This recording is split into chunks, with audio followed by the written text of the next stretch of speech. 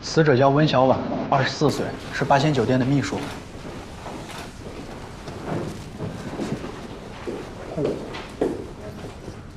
哎，鑫哥，你帮我查一下温小婉接触过什么其他人员没有？哦，哎，新墨西哥的黑帮分子一般经常会杀掉对方的帮派成员，然后呢，在死者身上写一行字，用来挑衅。再帮我看一下，电梯这个监控什么时候关的？好。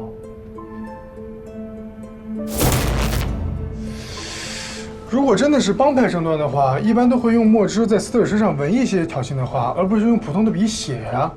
这样的字迹很容易被血液啊、分泌物啊等现场情况所破坏啊。如果真是想传递一些挑衅的话，那也太随意了吧？头上的伤口呢，不像是被利器割的，更像是被什么东西给勒的。啊？电梯顶部没有悬挂重物的痕迹，也没有铁丝。 这电梯里边现血液痕迹啊，血液喷溅出来，完全没有任何的阻碍物。当时电梯里边应该只有他一个人。去监控室，这个案子不简单。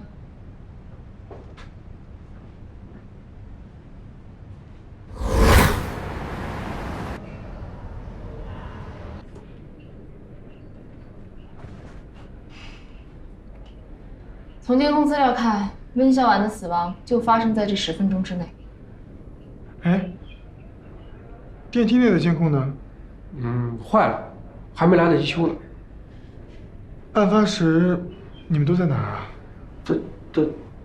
在值班室啊。谁能证明？民警警官不是问过了吗？我们昨天晚上12点真在保安室喝酒呢。你不信你看那个监控。是啊。确实是。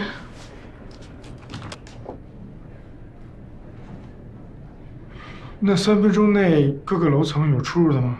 我反复确认过，没有。特别棒，终于碰到一次真正的密室杀人了。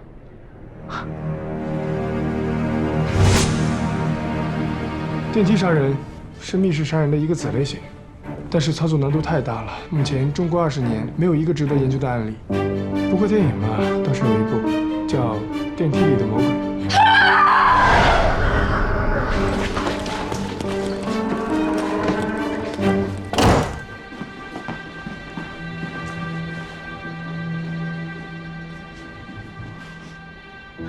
别看我，什么都没做。有鬼！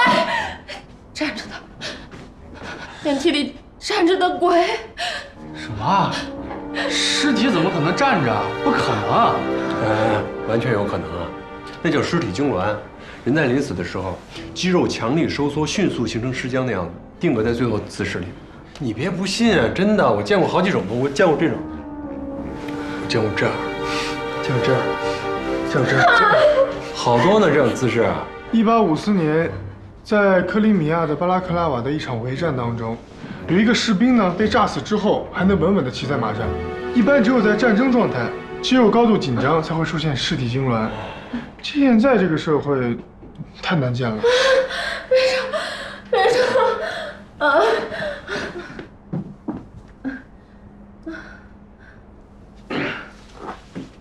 没事儿，肾上腺素飙得太快了，导致脑供血不足，稍微休息就好了。你们干嘛要吓唬他呢？他是目击者，送他上医院。我们上医院啊。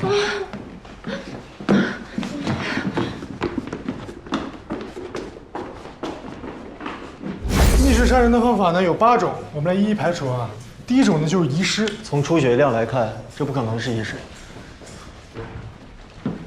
见血的最高点在电梯顶部，必须有血压的情况下才能够见得上去。啊，那么还有第2种方法，就是使用。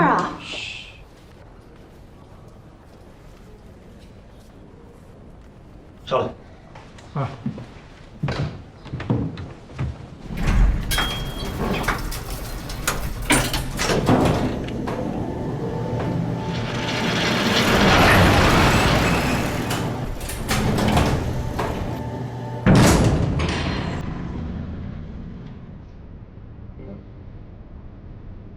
哎，那有什么呀？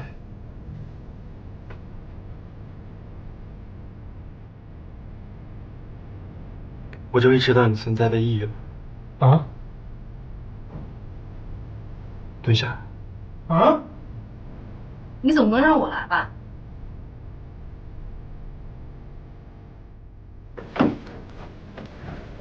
青楠。不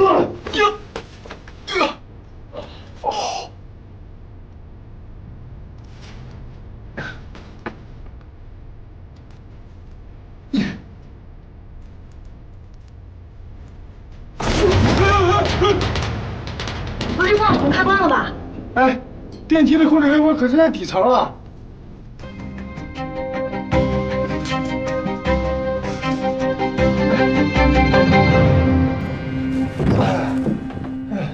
找到了。啊！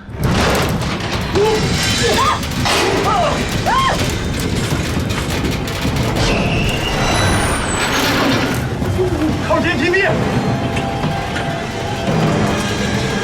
喂！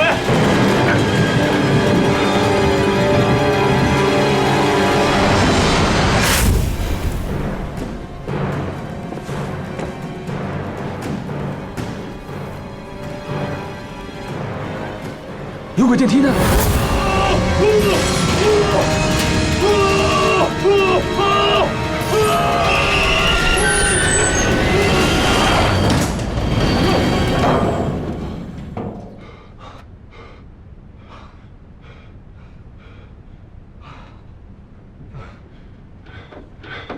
哎，你们不知道电梯的紧急下降的时候，备用电源会自动启动吗？没事吧？没事。你们俩什么情况？ I don't ever slow up, no I don't take shit. I got no love for the fakeness. If you wanna play tough and wanna hate this, I'll always show up. I don't ever slow up, no I don't take shit. I got no love for the fakeness. If you wanna play tough and wanna hate this, I'll always show up and make a statement. I don't ever slow up, no I don't take shit. I got no love for the fakeness. If you wanna play tough and wanna hate this, I'll always show up and make a statement. Everything I do so instinctive and so passionate. Every word I move so descriptive like an adjective. I got a vendetta against people who patented being negative when you should be getting after it. I got facts over track. 死者的伤口在颌下三角，现在只有机械的力量才可以将头撕断。那这个工具呢，就是这条项链。假释是需要验证的。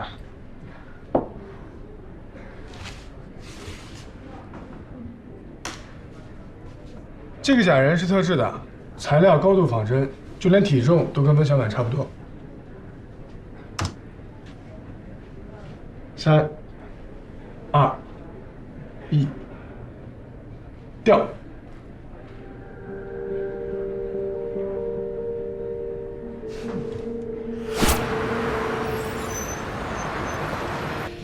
这个温小婉平时很孤僻，她的手机联络人居然不超过20个。和她联系最频繁的是她的男朋友杨子，每天平均有30个以上的电话。依赖型人格障碍，最头疼了。而这种杀人的手法完全可以一个人独立完成的，他也很有可能是自杀的。这是他的淘宝记录，3天前还订了一堆吃的，货还没到。如果你是一个吃货，自杀之前你会留下这么大的遗憾吗？我就不会。自杀的主要原因是因为脑中的多巴胺分泌不足，可是食物呢又可以促进多巴胺分泌。哎，我们其中最不容易自杀的就是高斌。如果是自杀的话，他挂上项链还少了一把椅子。我去查一下监控。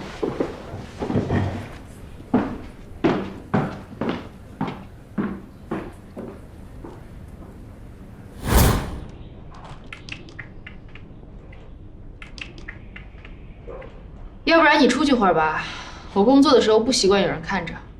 我说什么话令你不高兴了吗？哦，还是我忘了低调啊？你是忘了要闭嘴？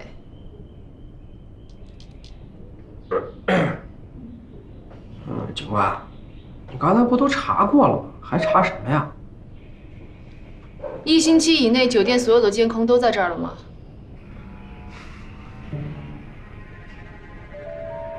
哎，你很冷吗？是厉鬼，厉鬼来索命了。什么？警官，其实你查了也白查，因为这根本不是人杀人，是鬼。古老的诅咒又生效了，现在又一个祭品出现了。祭品？这座酒店是建在一座古墓的上面，我们现在所站的位置，下面埋的都是尸骨。我们老板为了钱，把人家墓都掘了。哎，现在真是报应啊！哼，真是可笑啊！这个社会了，还有那么多人迷信。哎，报应和命运的必然性，你有论证吗？酒店刚开张的时候就有人跳楼，当时那个死者穿着一身红色的衣服，现在变成厉鬼，终于来索命了。有效信息为0。老祖宗说过，阳宅要是建在阴宅的宅基上，则是五鬼六煞之地，里边的住户多半都会横遭恶缘。安静。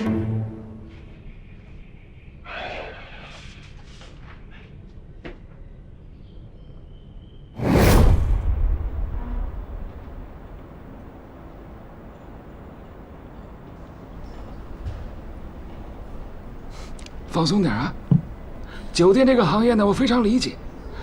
大堂经理，嚯，工作很多，责任重大，又辛苦。喝口水，慢慢说。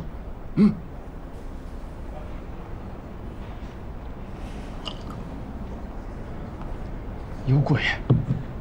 酒店里有鬼啊！是啊，我一进来就觉得这里风水不太好。晚上明明走廊没有人，却能听到嗡嗡的说话声、笑声、闹声，还有好几次我值夜班，晚上去上厕所，一出门看到有一个人打着一把黑伞在走廊里走来走去。有一次我都不敢出厕所门，在厕所躲了一宿。那既然是这样，为什么老板不找人来看看呢？不知道，我要辞职，我要辞职。好，那你辛苦了啊。好好休息2天。如果想到什么了，就告诉我们，好吗？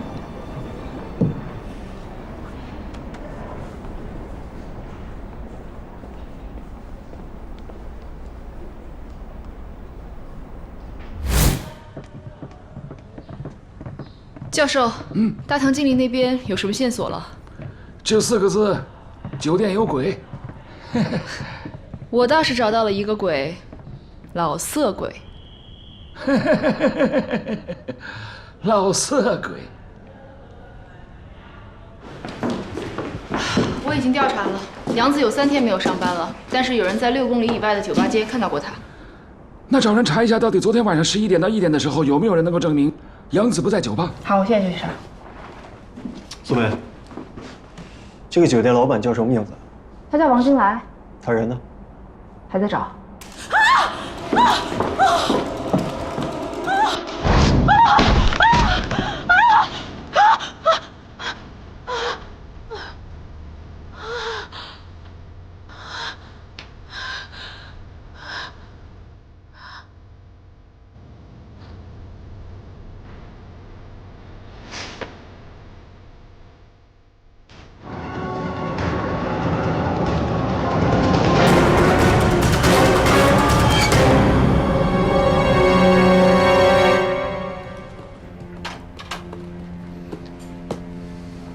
我查了一下，这间房间是没有开房记录的，也就是说，清洁工是直接进来打扫的。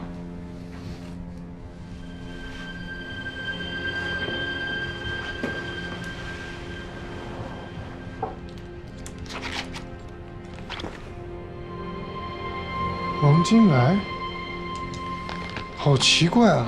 钱包里为什么1分钱都没有？入室抢劫杀人啊！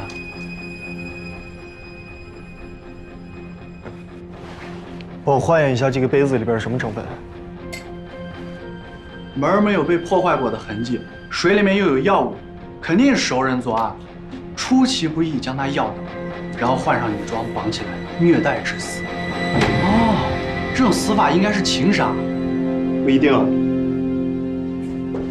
他这个高跟鞋是44码，如果不是定制的话，市面上很难找到这样的车。不会有人这么重口味吧？未必。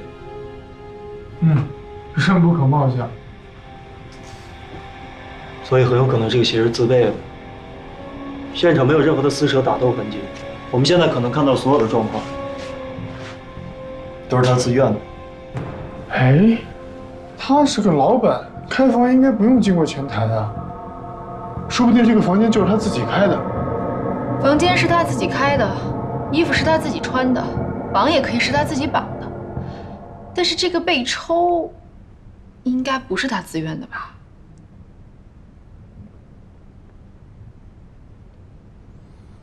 怎么了？世界很大。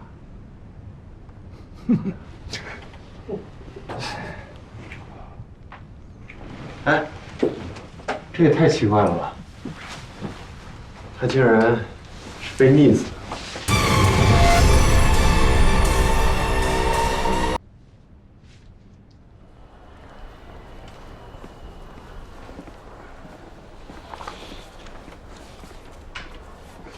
哎，医生，里面好了没？你看病吗？我不看病，我是说里面的病人。病人早走了呀？啊？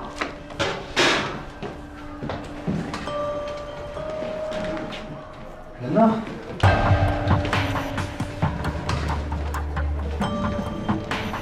喂，他不见了。啊！喂！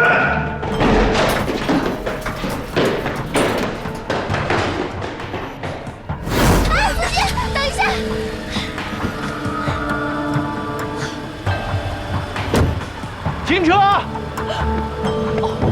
师傅，快点快点！这是一变态，他追着我，我车费赔双倍。司机开门！走啊，师傅！哎，别给他看，师傅！我是警察。他骗人的，师傅，你快走啊！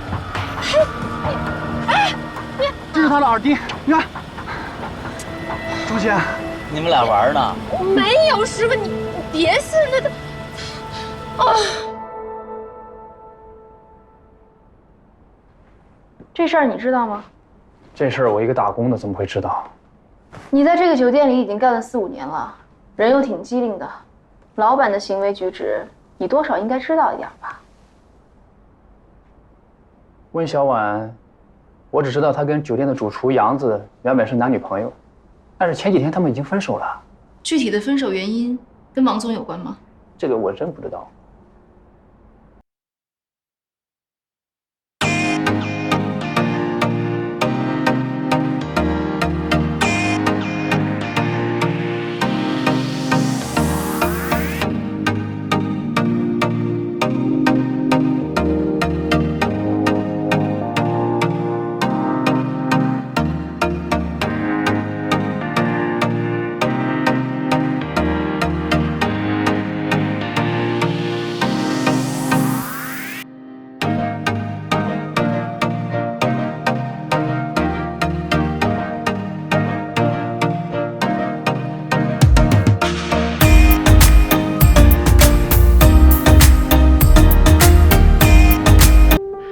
什么死者？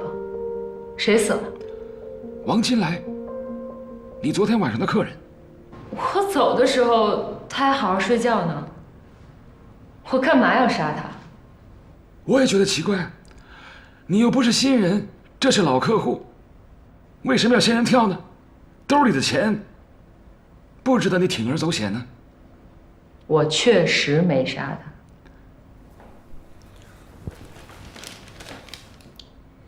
这杯子上面有你的指纹，经检测饮料里面有安眠药，是你在他洗澡的时候放进去的。反正我走的时候他正打呼噜呢。那天他有点暴力，我心情不爽，我知道他有吃安眠药的习惯，塞了几片我就走了。啊，捆绑，那是他要求的。我其他姐妹都能证明，他的习惯呢。不好意思啊，梁教授，打断一下，好像确实不对。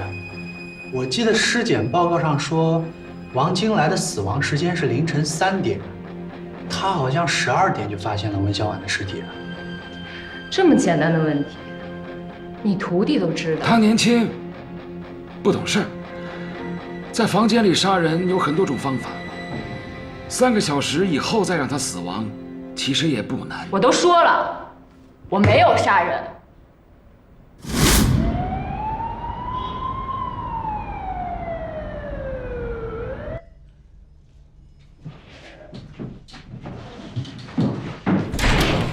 教授，杨子找到了，但是他喝得很醉，请再问吗？问。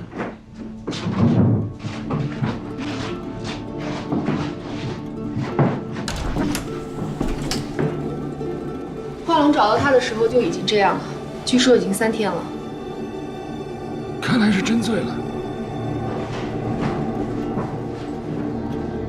哎，你的酒。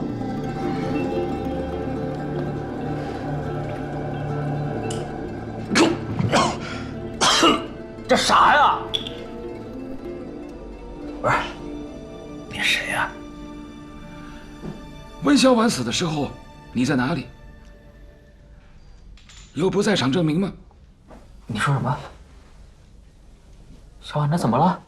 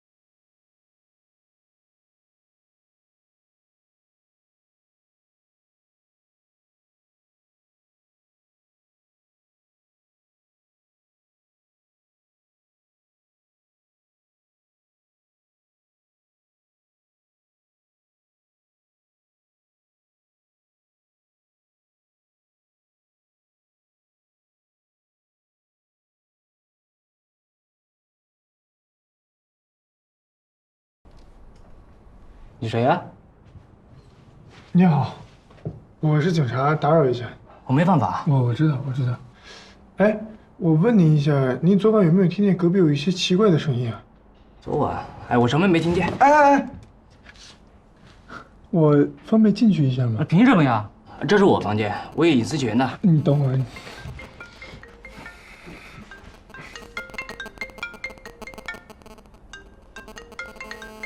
没事了，打扰了。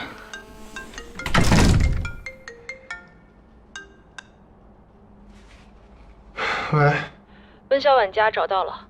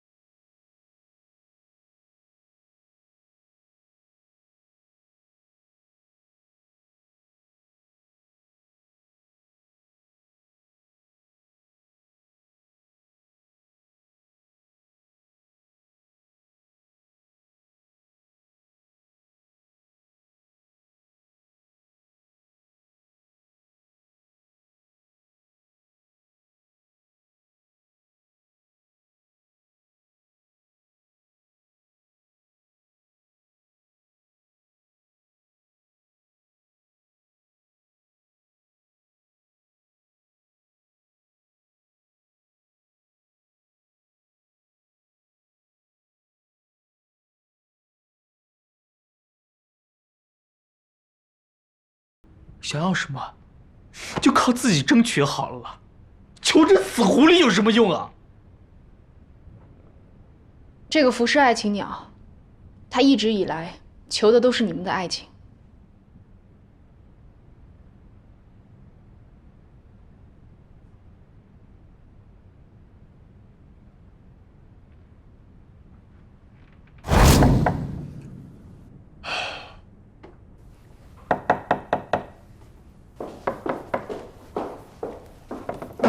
你好，怎么了？能不能帮我再开一下姚小姐的门？这间房间的空调你不是已经修过了吗？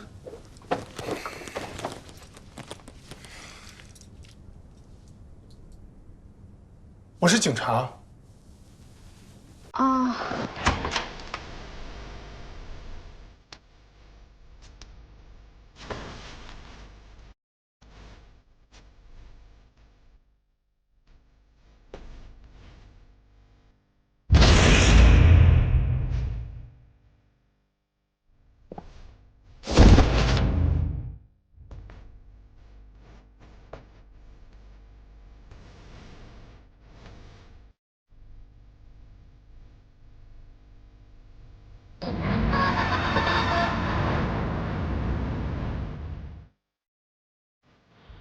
目前看来，杨子和钟贤都没有杀人动机。要是从他们两个感情关系来看，这个温小婉很有可能是自杀。那温小婉手臂上那一行字是什么意思呢？我问过杨子了，他也不知道这个老地方指的是哪里。12点到凌晨4点之间，有谁进过王金来的房间吗？14楼的监控一直都是开着的，我也确认过了，没有人进去。难道真的是密室杀人？是密室，但不是杀人。哎，我给你们看个东西啊。那，王金来住在酒店的情趣套房，但是他很幸运又很不幸的是，他隔壁住了一个偷歌成瘾的家伙，在他屋子里安了摄像头，帮我们拍了这段视频。摄像头对着床，果然看见王金来被钟贤绑在床上，穿着女装挣扎。接下来，钟贤走了。老板，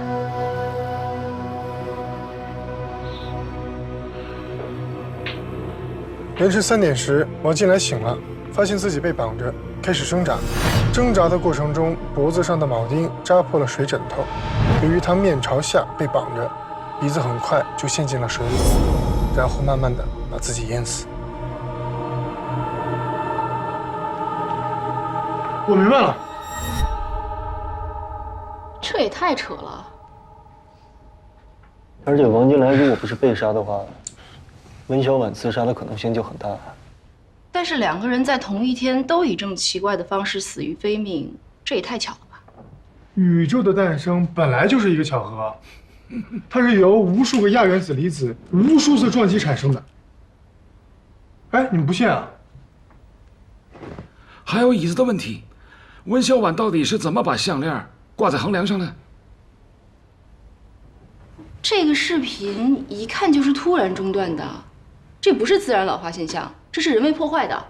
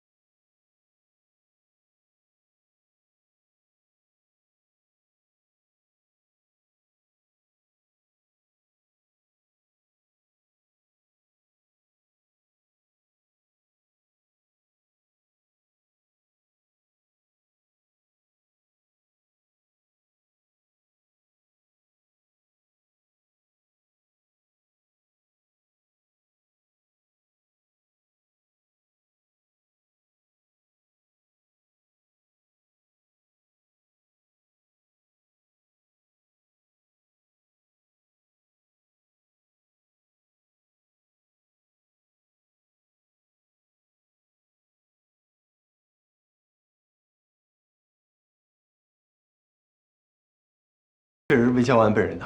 那监控就是他自己剪断的。可是也并不能证明是他自杀呀。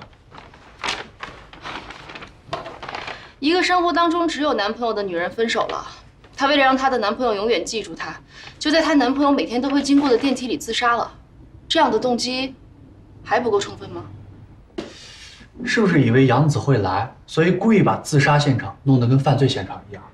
是合理的假设，假设是需要验证的，而动机呢，不能成为证据。这不是证据吗？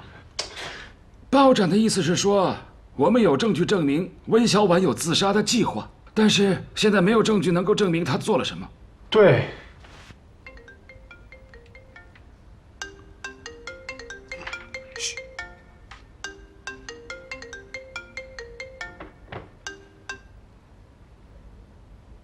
喂，救命！什么情况？你在哪里？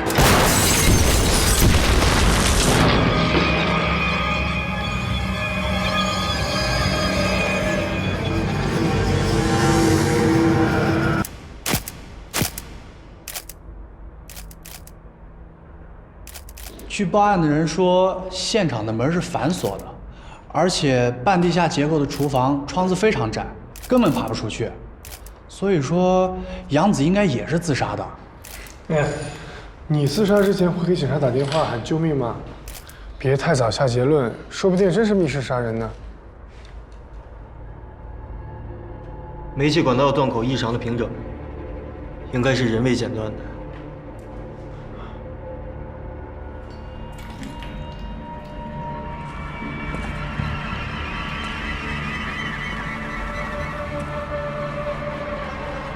哎，他在干嘛？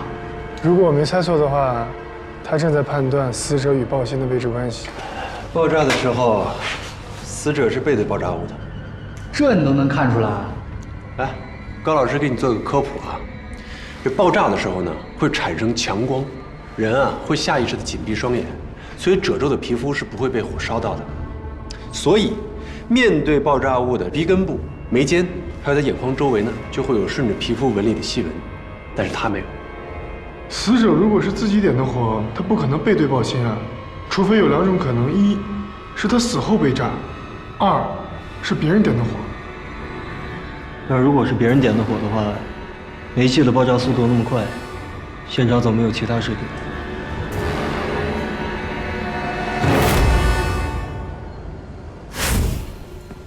你们昨天真的没有人跟他说过话吗？杨子都被女鬼缠身了，这谁还敢跟他说话？这也太晦气了吧！是啊，现在他不就被女鬼招过去了吗？那你们当中，谁是昨天最后一个见到杨子的？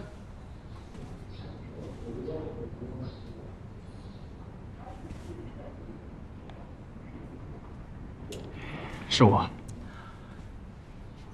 以我们刑侦学来讲，有一个定理：最后见到死者的，通常都是嫌疑最大的。不关我的事。昨天他在食堂就不对劲了，两只眼睛都没有神了，就像被勾了魂一样。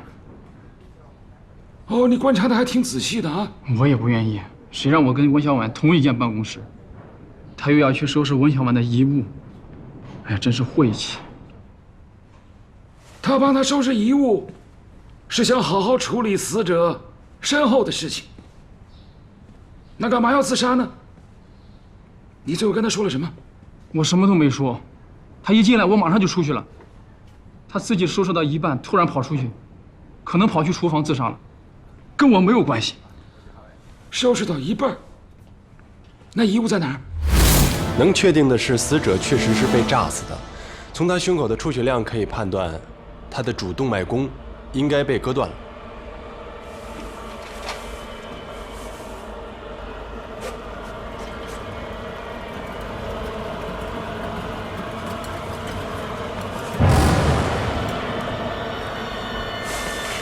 这个才是真正杀死杨子的凶器。哎，他不是被炸死的吗？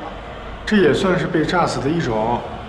这个碎片被爆炸力抛出去之后，成了一把锋利的刀，割断了死者心脏上最大的一颗动脉。而且你看这个速度，一定是爆炸所致。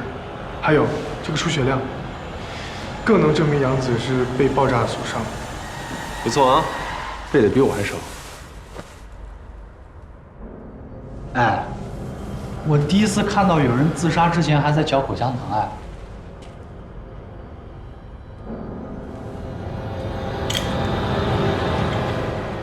如果死亡是因为爆炸，那么这场爆炸就一定不是一个意外。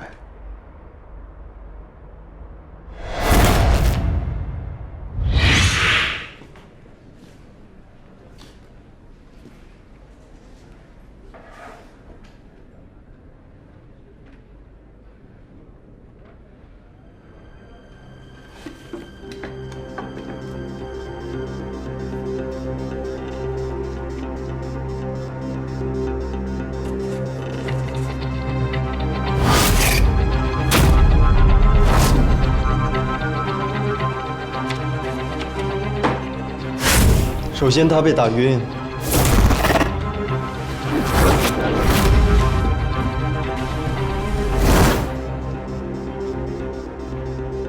然后凶手制造了爆炸。凶手剪断了煤气管道，接下来的口香糖粘在了灯泡上。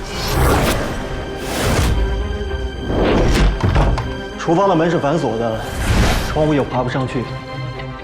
在这个空间里面，唯一的出口就是传菜口。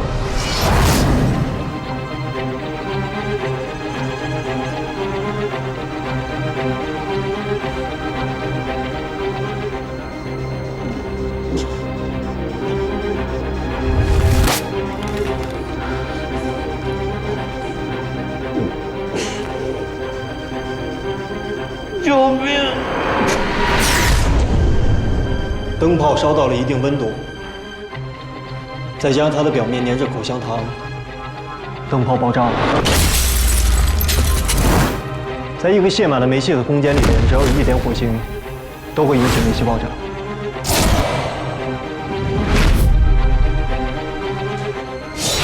他就是这么死的。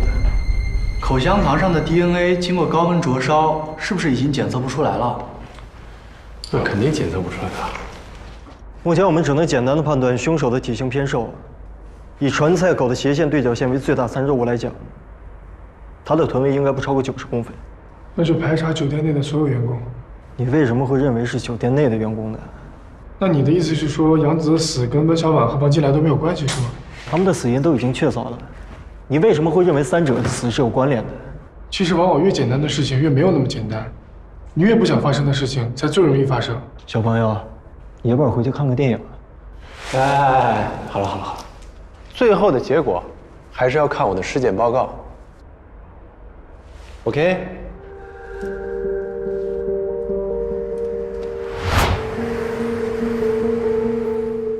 我刚才调查了监控，这个罪犯要么是足够幸运，要么他就是对监控了如指掌。我觉得后者更靠谱。概率小，不代表不可能发生。可是我还有一个发现，你们想知道吗？看来不是从酒店监控录像里找出来的。我们要感谢1419的偷窥狂，他给了我们不少证据。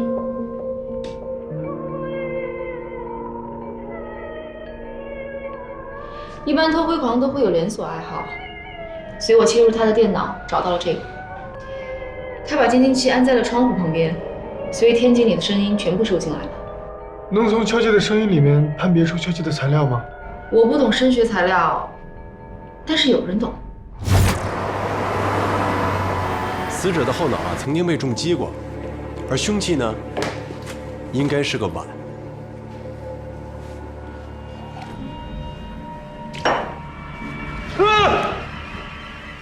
我跟你说，这个距离这碗肯定碎。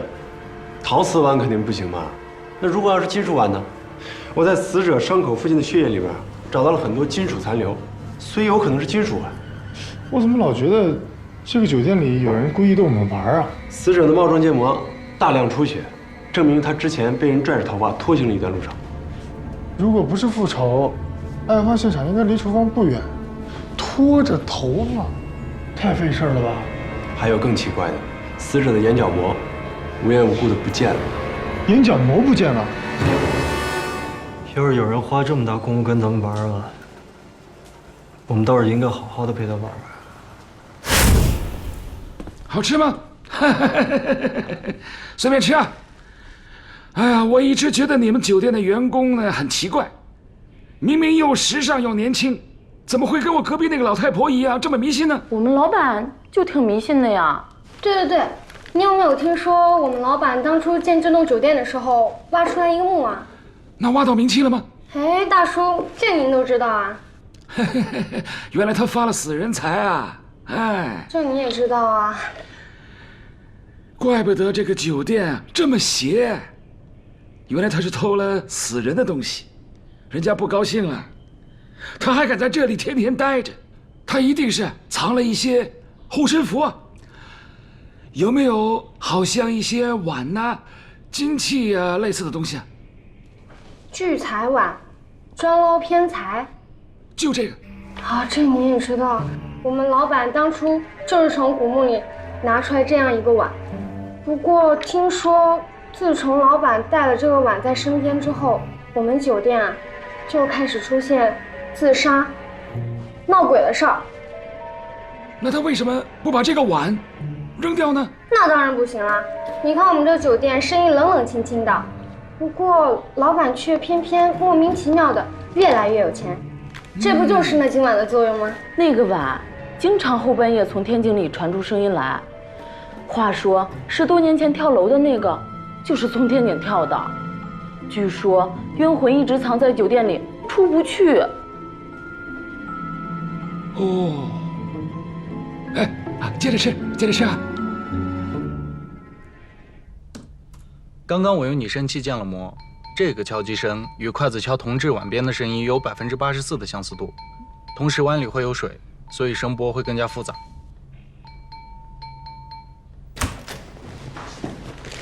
是不是这个？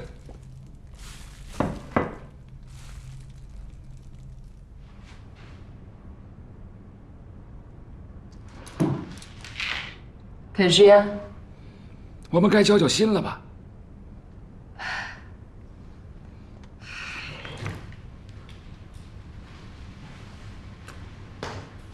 我要判几年啊？那就看你配不配合了。你被抓来的时候呢，我们搜过你的包，但是我的同事没有想到，你包里这个碗有什么特别的含义。你能不能告诉我，酒店里面还有谁有这样的碗？别人要是有，我还费那么大劲干嘛？我和王金来那个老变态是有过几次交易，他随身带着这个金碗。有一次他高兴了就告诉我，这碗是几百年的古董。其实这个是仿古镀金的铜碗。不可能，我是亲手从他随身携带的包里掏出来的，不可能会错的。除非，是不是你们办公室里有人调包？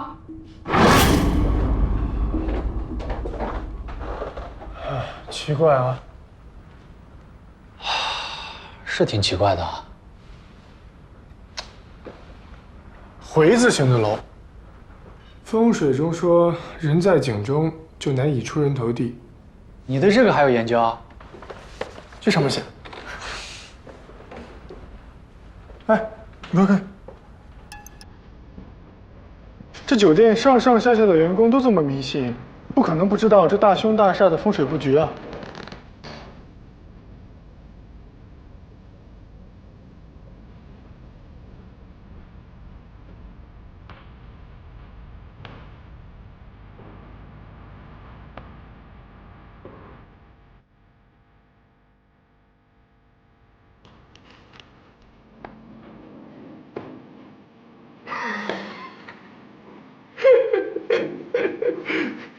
你傻笑什么呢？哎呀，这本书啊，应该叫《笑话大全》。哎，我给你看一条啊，特别有意思。猫头鹰飞过屋顶，屋内必有大凶。怪不得霍格沃兹死了这么多人。你这书哪来的？温小婉的遗物啊。哎，奇怪的是，这本书没有出版字号，也就说明这本书是私自印刷出来的小册子，可能是某个人送给他的。这个字，啊，这个字我鉴定过，跟温小满手上的字一模一样。那就是说是有人在他的手上写了这几个字。这个我不知道啊。哎，我有一个办法，我们就用这个见鬼使法，把温小婉的魂儿勾出来，问问他，啊？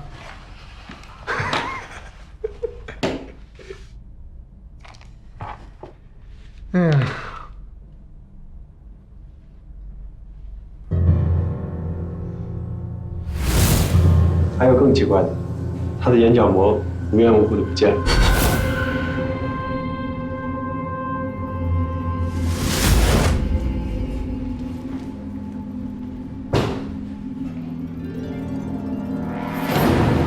凶器找到了？没有啊，凶器不是这个。难道真的被调了包？当了这么多年警察了，第一次有人从警方的眼皮底下偷警方东西。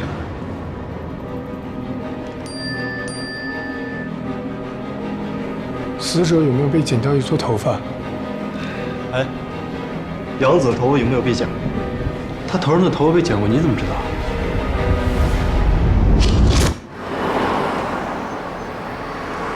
所谓见鬼使法，第一条，在黑暗中找到一个盛满水的碗，敲。这几天都没有下雨，怎么会有人把烧纸烧到一半也把它浇灭了呢？除非是他一边在烧纸，一边拿着一个盛满水的碗，他在招魂。然后呢？将死人的头发放在枕边。第7条，装上死。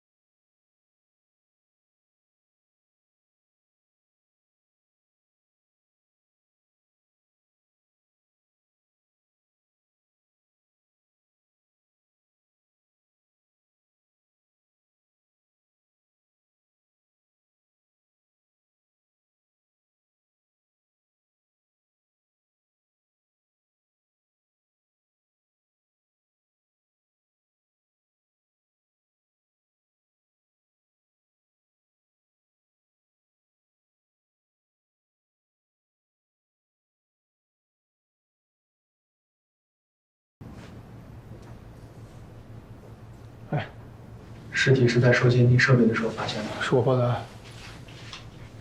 死亡时间基本可以确定了，比杨子晚，应该在凌晨6点钟左右。致命伤就是他额头撞击伤，凶手应该是抓着他的头，狠狠地撞在了这个桌的桌角上面。凶手是撞了很多次才把他撞死的。现场的指纹呢？除了死者的，没有发现其他人的。凶手应该是戴着手套的。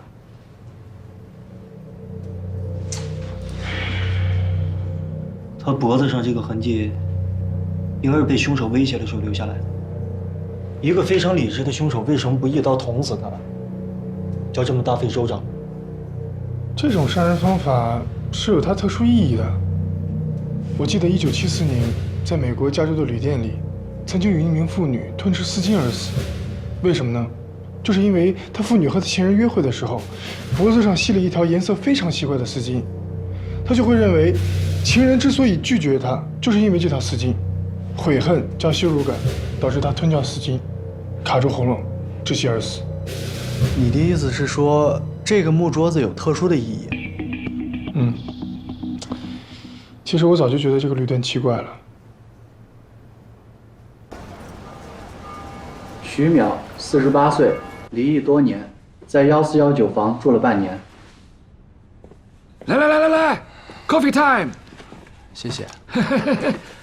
那，你的咖啡。怎么了？今天状态好像不太好啊。这4个死者没有任何的关联，从现场的情况来看，不是专业犯罪。现在没有明确的线索。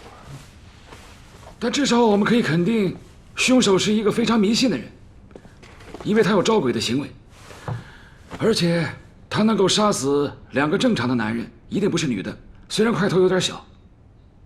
但是现在我们什么都确定不了啊，没有证据就不可以并案处理。先从死者的人物关系入手看看吧。1419的房门没有被外力破坏的迹象，而死者呢又习惯常年挂着安全栓，就算服务员有房卡也打不开他的门。能让他开门的，一定是他最要好的朋友。我去查一下他的通话记录。哎，等等，还有这个，这是我在他枕头底下发现的。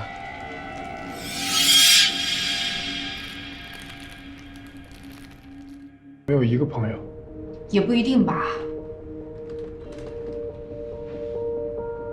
徐淼的房间在酒店的监控死角，而且正对着逃生楼梯，所以说凶手应该是从逃生楼梯上来的，而且深知到酒店的监控布局。我要给你看的不是凶手，而是这个。你的意思也就是说，他临死前一天晚上去哪儿了，是吗？不，重点是他每天晚上都一样。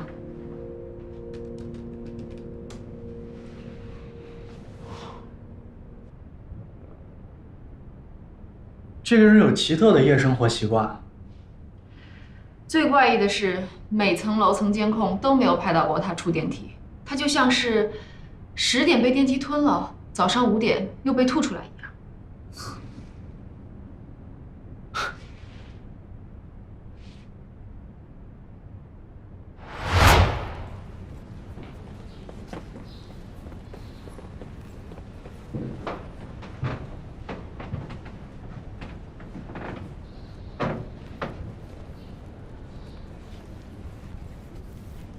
哎，这个电梯怎么坏得这么频繁？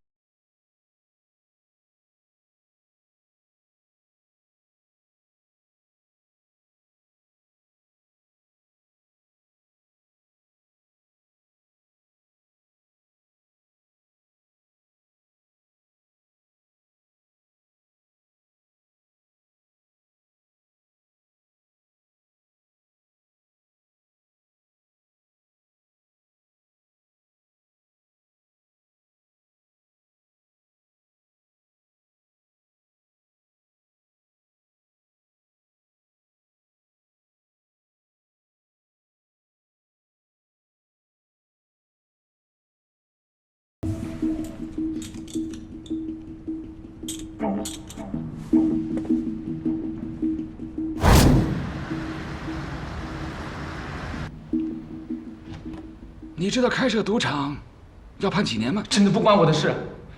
酒店闹鬼的传说是老板，是王英来让我们散布的。怎么可能？他是老板，干嘛要砸自己的场啊？酒店刚开业，就有人因为赌得倾家荡产，在酒店跳楼自杀了。老板为了掩盖赌场的秘密，就捏造出古墓的传说，说那个人是被鬼报复的。你戏演的不错嘛，干嘛不去当演员啊？这些都是王金来教我的。他为了让人相信，还到处显摆他的假古董今晚，那个金碗本来就是假的。是的，我从旧货市场花100块帮他买的。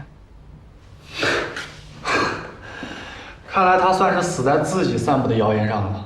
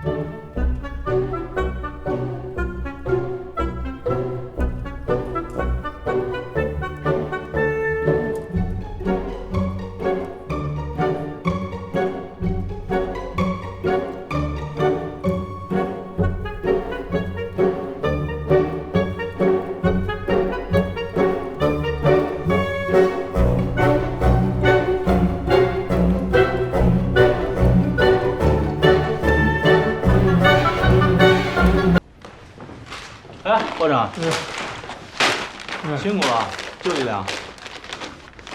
谢谢啊，我不吃这个。啊？这上面很多防腐剂的，影响智力。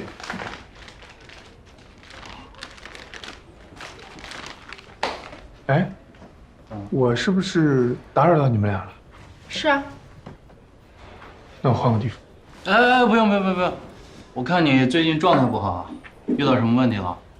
你可是智商160的天才少年啊！哎呀，全是问题啊！首先，这些死者的之间毫无关系，而且我也不知道招鬼的人跟酒店有什么关系。况且他们的死因都很奇怪，温小婉是项链勒掉了脑袋，杨子呢是被炸死，王金来呢是在床上被淹死的，而徐淼木头抽子磕死。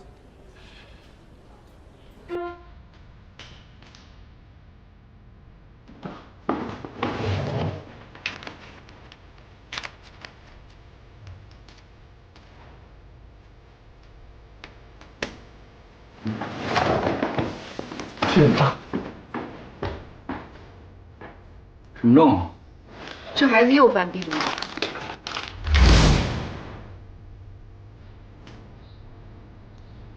哎，除了你们大堂经理，还有谁能看到这些人的资料？保安也可以，怎么看到的？因为大堂里有2台可以上网的电脑，但是上网前必须找保安登记身份证资料。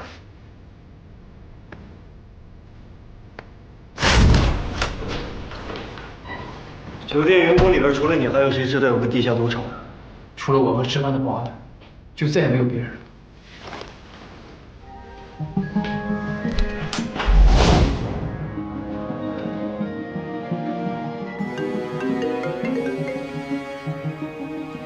这里没人，但是2个保安的手机都已经关机了。但是他们开机的最后显示位置，确实是这个值班室。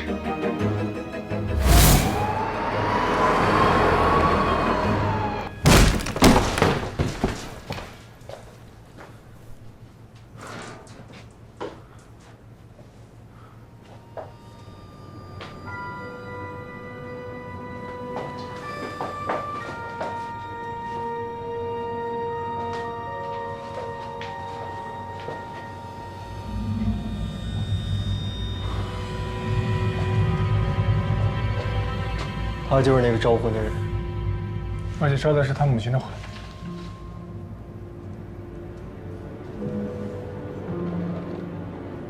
找到杀死杨子的凶器了，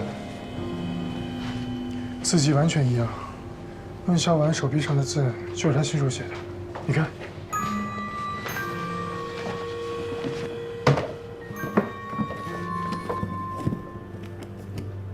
你在找什么呀？就是这个，上面写的很清楚。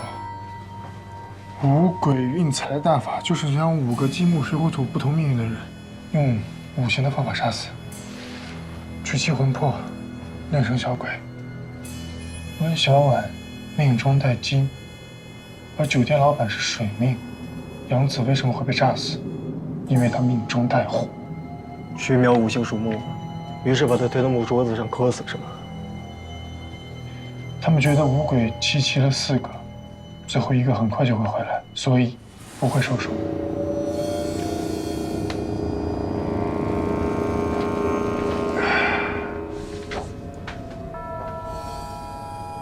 乙巳年11月15日子时，两水四火两金。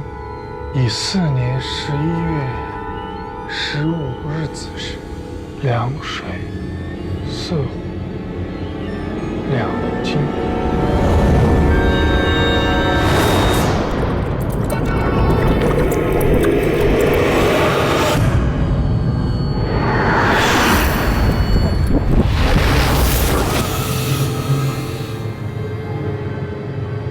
1个金，1个水，2个火，4个土。土啊！糟了，他们有危险！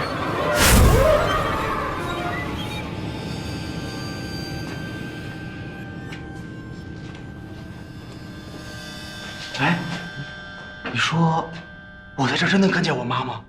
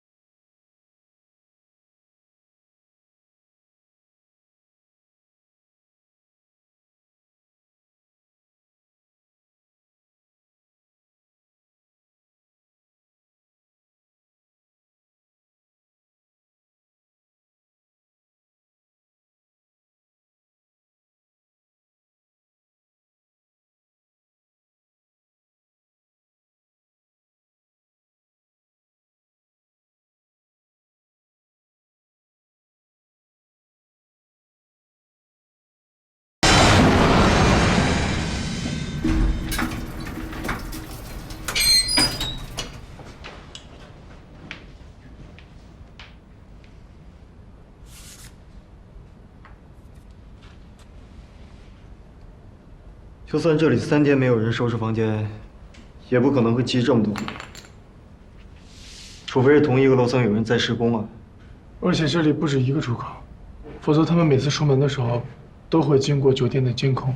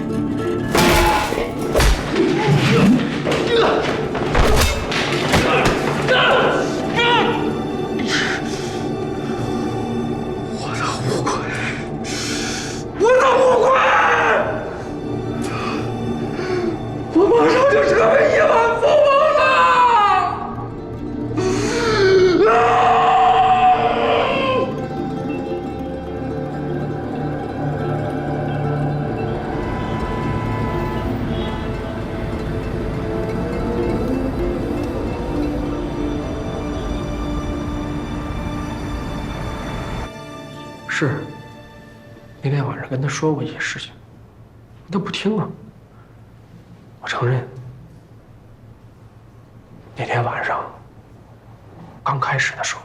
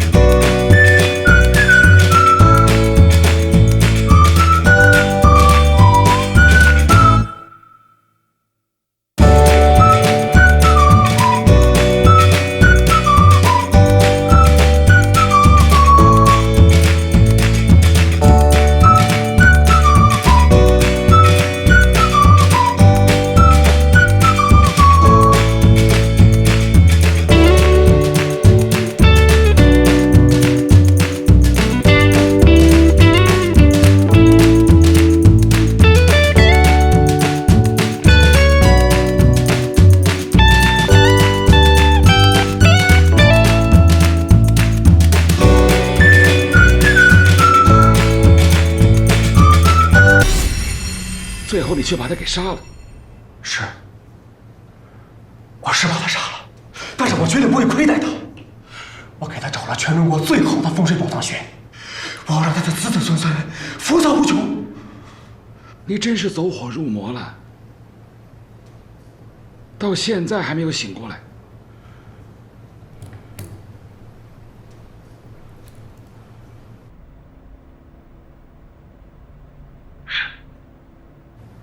反正有钱才是王道。我曾经找过一个高人给我算过，他说我这辈子命特别好，晚年能享福。可是你的晚年很可能都在监狱里面烂掉，更有可能你根本就没有晚年。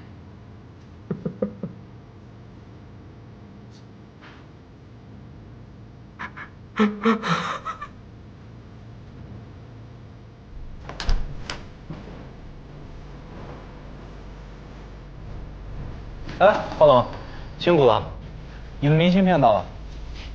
谢谢啊。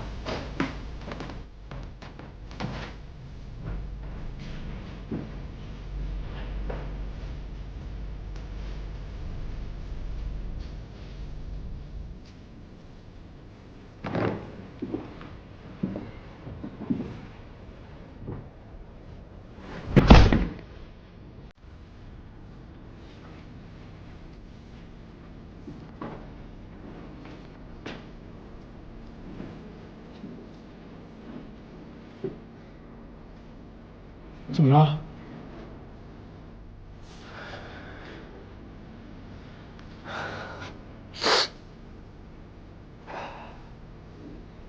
没事。不过一直有一个谜底没有被揭晓。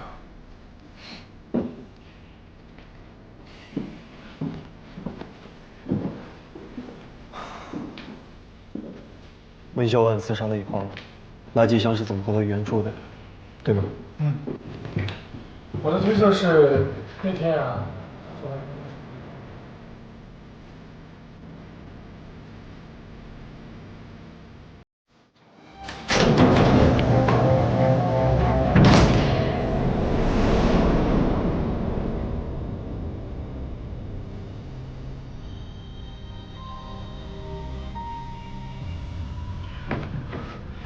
见到我妈，一定要帮我把话带给她，就说我在老地方等她，一定啊。